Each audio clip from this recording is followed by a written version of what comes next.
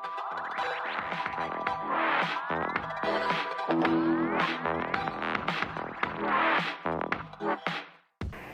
rekan-rekan teruna, selamat pagi. Apa kabar? Kami berharap kita semua dalam keadaan yang baik. Kembali lagi hari ini kita akan bersama-sama merenungkan firman Tuhan. Sebelumnya mari rekan-rekan kita bersatu dalam doa. Bapa kami yang bertahta dalam kerajaan sorga, terima kasih ya Tuhan atas penyertaan-Mu di sepanjang kehidupan kami. Terlebih kami hari ini, pagi hari ini kami boleh bangun dengan nafas kehidupan dan kesehatan. Biarlah semua karunia ini terus kami pakai dalam kehidupan kami hari lepas hari. Bapa di dalam surga, sebentar kami anak-anak-Mu hendak membaca dan merenungkan firman-Mu. Kiranya Roh Kudus menguasai kami sehingga kami semuanya boleh mengerti akan kebenaran firman-Mu. Terima kasih Bapa dalam surga. Amin. Rekan-rekan teruna, bacaan kita pagi hari ini terambil dari kitab Kejadian pasalnya yang ke-46, ayatnya yang ke-8 sampai dengan yang ke-27. Yang berkata demikian. Inilah nama-nama Bani Israel yang datang ke Mesir, yakni Yakub beserta keturunannya. Anak sulung Yakub ialah Ruben. Anak-anak Ruben ialah Henoh, Palu, Hezron, dan Karmi. Anak-anak Simeon ialah Yemuel, Yamin, Ohad, Yakin, dan Zohar, serta Saul, anak seorang perempuan Kanaan. Anak-anak Lewi ialah Gerson, Kehat, dan Merari. Anak-anak Yehuda ialah Onan, Shela, Peres, dan Zerah. Tetapi dan Onan mati di tanah Kanaan. Dan anak-anak Peres ialah Hezron dan Hamul.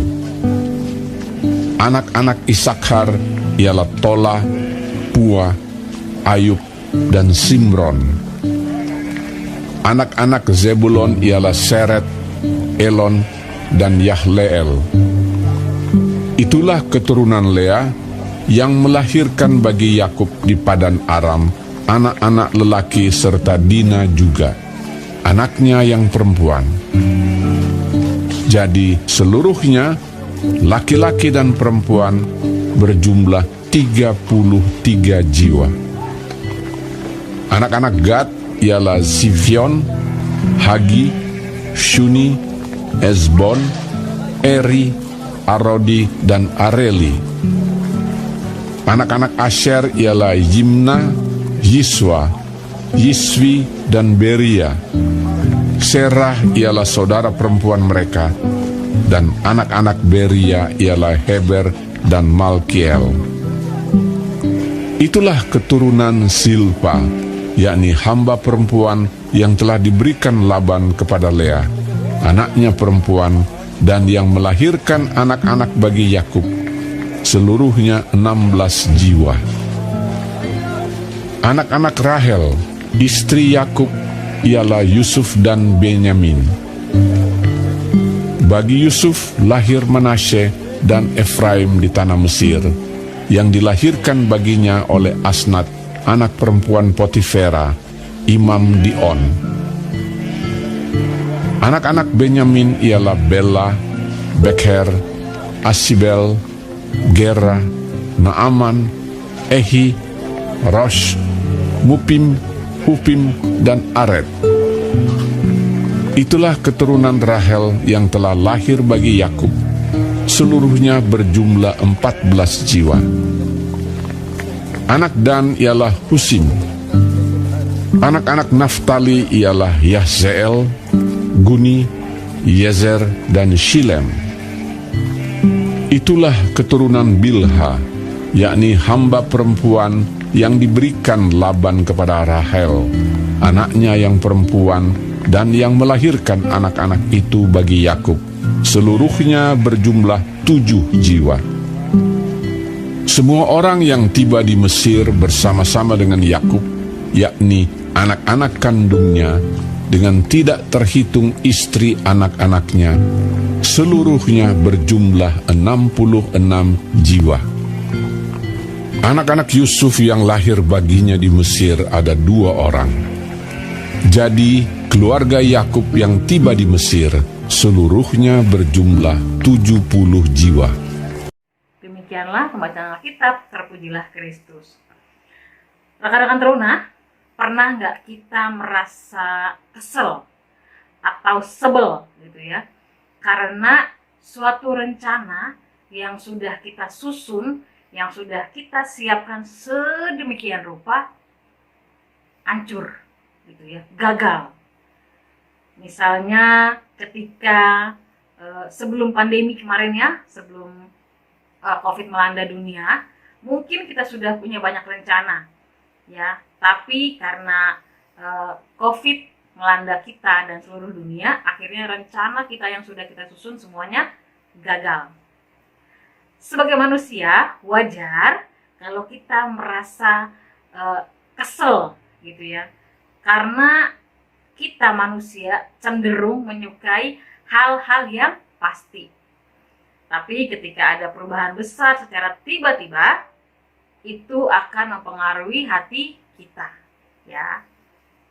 Di sini, Yakub mungkin nggak pernah membayangkan sebelumnya bahwa di masa lanjut usianya, dia harus melakukan migrasi, ya. Yakub bermigrasi dari desakan situasi kelaparan yang melanda negerinya pada saat itu, dan dia pun harus memenuhi undangan Firaun. Ya, selain itu, ia juga sangat ingin berjumpa dengan Yusuf, ya, karena sudah terpisah lama, gitu ya, sudah terpisah puluhan tahun. Jadi berangkatlah Yakub dengan segala miliknya dan seluruh keluarganya gitu ya, yang berjumlah 70 jiwa. Menariknya, ini rekan-rekan ya, ia tidak bersungut-sungut.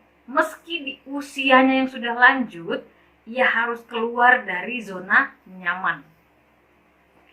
Kepindahan Yakub menegaskan kembali bahwa janji berkat Allah kepada Abraham dan keturunannya yang akan menjadi bangsa yang besar, ya. Kepindahan Yakub ke Mesir beserta seluruh keluarganya dimaknai sebagai rangkaian dari perwujudan rencana Allah atas dirinya dan keturunannya. Rekan-rekan teruna, saat ini mungkin semua dari kita sudah punya begitu besar harapan dan kita punya cita-cita untuk hari depan kita.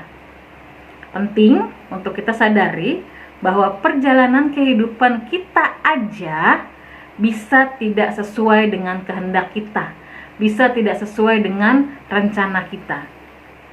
Kita harus percaya bahwa Tuhan Allah memiliki rancangan yang begitu baik, yang begitu luar biasa untuk kita. Ya, jadi kita jangan buang-buang waktu untuk marah, untuk kecewa, untuk kesel, ya. Tapi marilah kita pakai waktu kita untuk terus fokus dan berdoa, ya. Dan kita juga harus melakukan semua tugas dan tanggung jawab kita dengan sebaik-baiknya. Karena kita harus yakini dan percayai bahwa ada janji Tuhan Allah yang begitu luar biasa, yang begitu indah bagi kita semua anak-anaknya. Amin. Mari rekan-rekan kita bersatu dalam doa. Bapa dalam sorga, ajarlah kami untuk kami selalu berserah kepadamu, untuk kami selalu menyerahkan kehidupan kami ke dalam rancanganmu, karena kami yakin dan percaya rancanganmu adalah rancangan kebaikan buat kehidupan kami. Terima kasih Bapa dalam surga untuk firman-Mu. Sekarang kami anak-anak-Mu hendak melakukan aktivitas kami. Kami hendak sekolah, kami hendak kuliah, kami hendak bekerja. Dan berkati kami semua yang ada di rumah. Kiranya penyertaan-Mu bersama-sama dengan kami untuk kami melakukan semua tugas dan tanggung jawab kerja layan kami dengan campur tangan-Mu. Terima kasih Bapa dalam surga. Kehidupan kami seluruhnya kami serahkan dalam tangan pengasihan-Mu. Amin. Terima kasih rekan-rekan teruna, selamat pagi, selamat beraktivitas. Tuhan Yesus memberkati. Dadah!